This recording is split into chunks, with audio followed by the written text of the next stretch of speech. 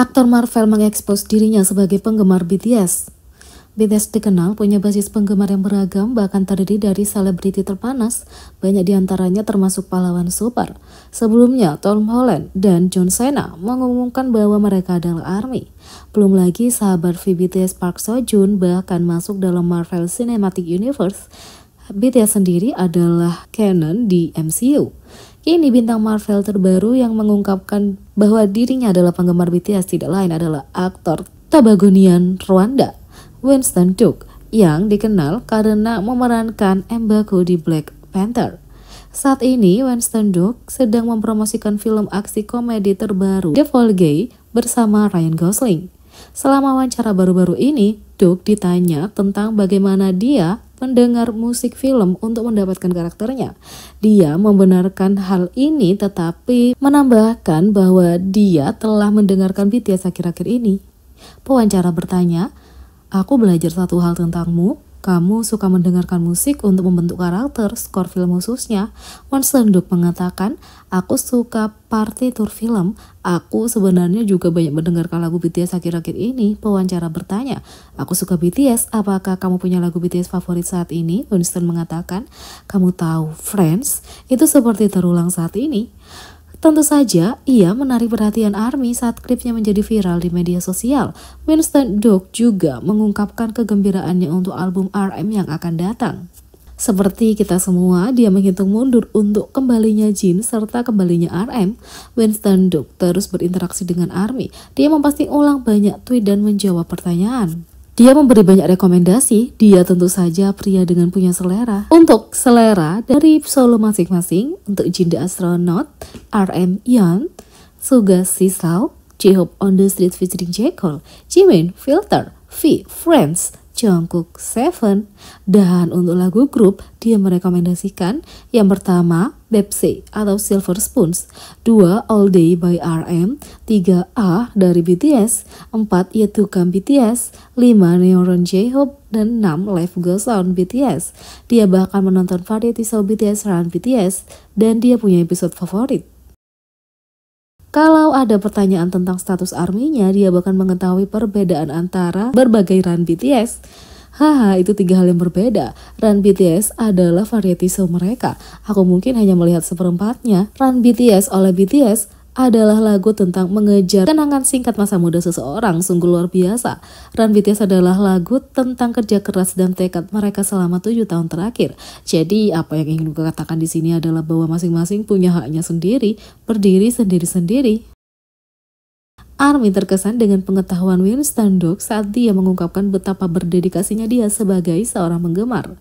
Winston Duke bahkan mengaku ingin membeli bom ARMY. Dia siap untuk tur reuni 2025 nanti. Yang kedua, produser K-pop dihukum penjara setelah meniru identitas anggota BTS. Seorang produser telah diadili dan dijatuhi hukuman penjara karena menyamar sebagai anggota BTS. Pria yang dimaksud berusia 20-an sekarang akan dikenal sebagai A. Dia dilaporkan menyamar sebagai anggota BTS dan mengumpulkan informasi pribadi.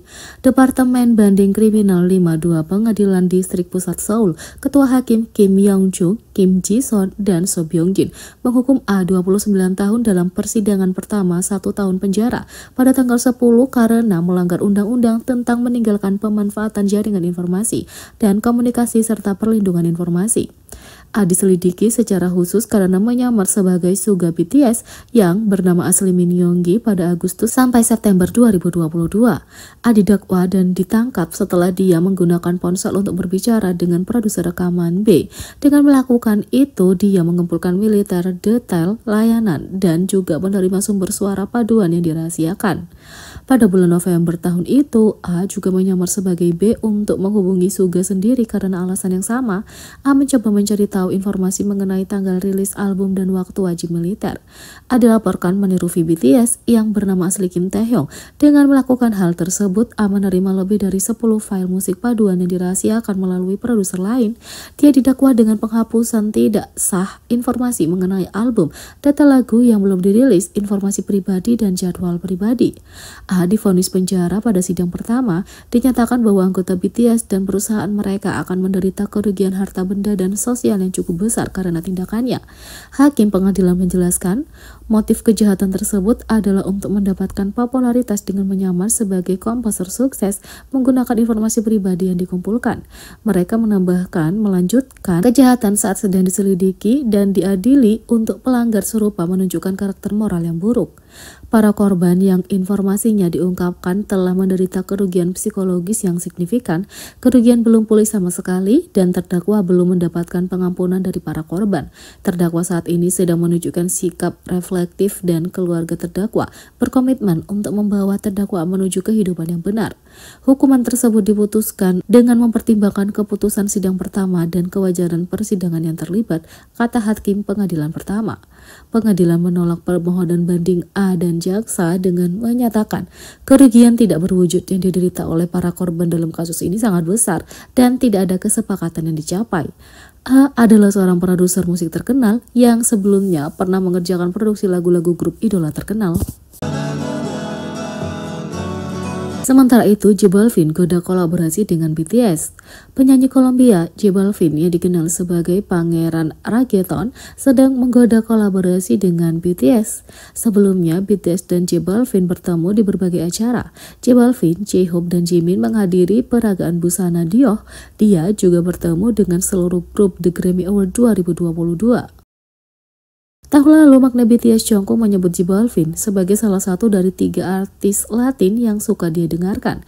Tak lama kemudian, J Balvin memposting sebuah story di Instagram dengan judul "Jungkook adalah getarannya" dengan memainkan Seven. Balvin juga membagikan postingan misterius melalui X, sebelumnya Twitter, beberapa hari kemudian.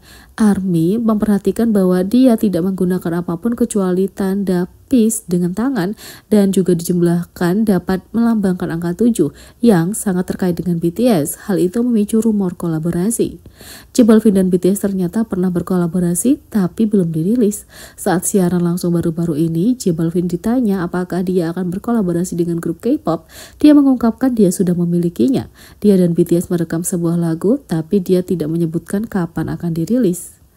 Karena J Balvin hanya tahu sedikit tentang rilis mendatang, ARMY yakin itu adalah lagu BTS yang menampilkan dia. Mereka bertanya-tanya apalagi yang ada di berangkas kelompok. Sementara itu, kenapa sutradara MV Comeback to Me RM takut dideportasi? Pada tanggal 9 Mei, Big Hit Music merilis single utama dari album BTS RM mendatang Comeback to Me. Rilisan ini hadir dengan video musik sinematik yang menggambarkan narasi visual yang memunculkan berbagai interpretasi menarik. Video musiknya telah membuat pemirsa sangat terkesan dan mereka sangat memuji sutradara Lee Seung Jin atas visinya. Lee yang terkenal karena drama Netflix-nya Beef adalah pemenang Primetime Emmy dan sutradara serta penulis terkenal di persaudaraannya itu.